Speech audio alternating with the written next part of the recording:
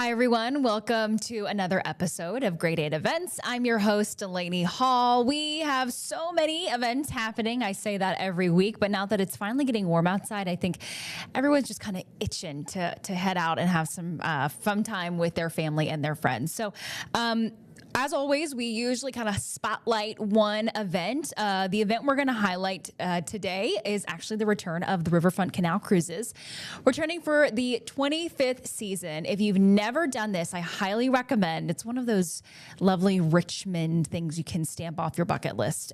So essentially, it's a 40-minute historically narrated tour down the James, and you're in these lovely boats. This is the front of it, but that gives you a better look. They're very historic looking. So it goes down the James and the Canal along the Canal Walk.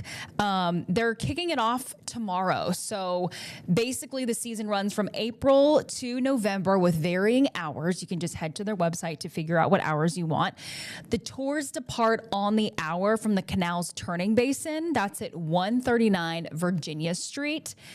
You can have up to 25 people. It is the perfect way to kick off a weekend. I think my husband and I actually did it a couple of years ago, right after it became safe again after the pandemic. It was a wonderful way to kick off. I think we did like happy hour, like on a Friday, just kick off the weekend. It was so nice out. Tickets are sold on a first come, first served basis. You can get them online or at the Turning Basin's ticketing kiosk and online up to 18 hours in advance. They also do private tours. If you know you have a set group of people that you want to bring for family reunion, birthday party, anything like that, they need to be reserved at least 2 weeks in advance for those private tours. And to book them, I'm going to bring up my browser. I just went to venturerichmond.com. You'll find Riverfront Canal Cruises, book online now. Click on Riverfront Canal Cruises. And you can kind of see it's mapped out by day. You can kind of flip through what you want, pick a day, you can pick the time, and you can just kind of take it from there. So it's pretty self-explanatory. Super easy. It's returning for its 25th season. Again, I highly recommend it if you want to spend some time out on the water. And of course, learn some Richmond history. I was reading some of the descriptions of the things they talk about. Everything from Chief Powhatan to the first electric streetcar in the world, it says. So, and I believe the tour guide that I had, he was awesome. And he kind of just bounced off us and what we wanted to do and how to enjoy the experience. But I highly recommend that if for history buffs and if you're just looking for a nice reason to wind down, because why not? All right, I want to bring in my handy dandy list. So, big event happening tomorrow is the Richmond Flying Squirrels opening night. It is the first game of the season. Our crews are actually going to be down there. We have Deanna and Heather, and I believe Matt will be down there tomorrow night broadcasting live starting at 4 p.m. They're going to do all the evening newscasts. I believe Nolan, of course, will be there as well. So this game is sold out. So if you are trying to get tickets to this game, unless you have a hookup, I'm sorry, you will not be able to walk up to the kiosk and get them. But tickets are still on sale for the weekend games on Saturday and Sunday. And it's some good news because this is the 15th consecutive year that the Squirrels have sold out their opening game. I think it just shows that people love the Squirrels and they're just excited to celebrate them. The Squirrels are playing against the Akron Rubber Ducks. First pitch at 6:35, I believe. You can get those tickets at squirrelsbaseball.com/tickets for the Saturday and Sunday games. Remember, Friday's already sold out. Or in person at the ticket office. We're so excited. You should be excited as well. Of course, there's been a lot of chatter about this. This is the 15th year of the Squirrels, the 40th year at the Diamond. We know that Carmax Park is being built right now. And so there's gonna be a lot of meaning, I think, behind tomorrow and this final season. I know I grew up with the Diamond and the Braves. And so I think a lot of folks remember that as well. So go hang out at the Diamond this weekend. There's still opportunities, but just know that the game tomorrow is sold out if you already don't have a ticket. Another opportunity tomorrow is First Fridays at the Virginia Museum of History and Culture. So on the first Friday of each month, the museum just stays open a little bit later. So between 5 and 8, they're going to be offering free admission to the galleries, specials in the cafe. There's food trucks, live music, and family-friendly activities. You also get $2 off wine and beer in the museum cafe if you're looking for a little happy hour situation. This is free and you do not need to register. Again, this is just something that they offer every first Friday of every month from 5 to 8.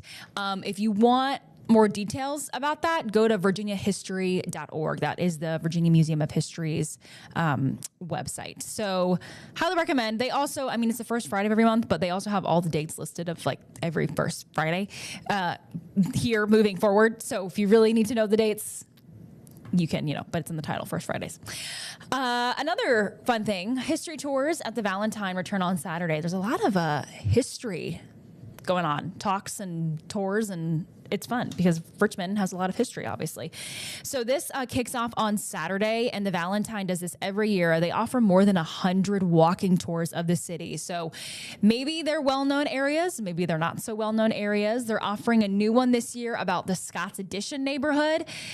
If you've lived here, you know what Scott's Addition, I know at least what Scott's Addition used to be when I was younger versus to what it's now. I mean, you can't go anywhere without finding a brewery, a nice restaurant, apartment buildings. It's really blown up in that area. So these tours are often 1 to 2 miles in length. So if you're going, bring your water, bring comfortable shoes. You're going to be walking. And it's exactly what it is. Someone's going to be there with you walking through these neighborhoods and telling you the history of the neighborhood. They are also bringing back History Hound Tours, which is dog friendly. So they're partnering with Richmond SPCA to make this happen.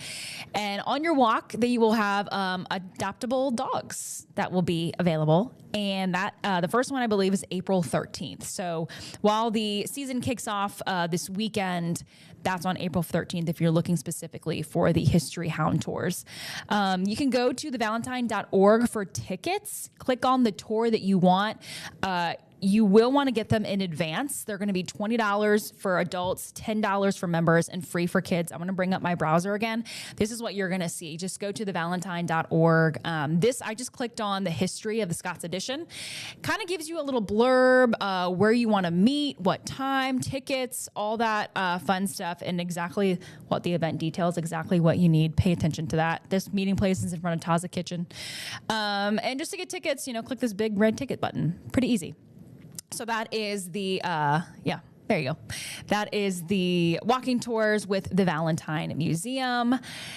And last but certainly not least is Frida Beyond the Myth exhibit opening at the Virginia Museum of Fine Arts in Richmond on Saturday. So this is about Frida Kahlo, the artist. It opens on Saturday, runs through September 28th. This shows all of her paintings and drawings from the year of her career, which started around 1926 until her death in 1954.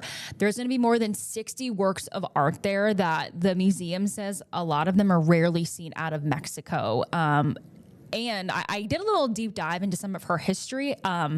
She started painting after a very traumatic accident, and you're going to see her thought process during that time. She explores a lot of different themes that's fascinated a lot of art lovers for a really long time. So you can also see photographs of her, I believe, taken by some of her, some people that are very close to her. So this is a very unique opportunity, says the Museum of Fine Arts. Again, that opens on Saturday and runs through September 28th.